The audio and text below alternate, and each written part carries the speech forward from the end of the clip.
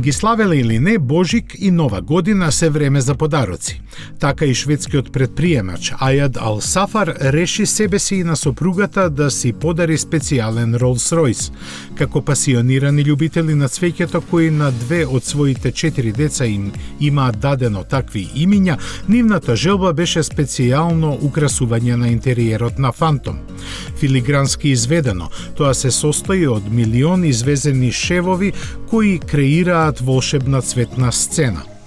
Таа беше предизвик за целиот колектив на британскиот производител на луксузни автомобили, кој сепак на извореден начин успеа да ја задоволи страста за цвеќињата на тој клиент од Стокхолм.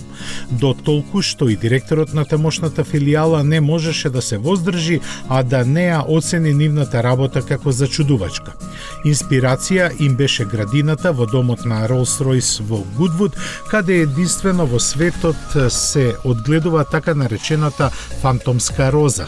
Тој гордо нагласи дека со овој примерок на Фантом тие имаат постигнато нешто што може да се опише само како возвишено. Впрочем, и самите снимки доволно кажуваат за тоа, биле љубители на цвеќињата или не.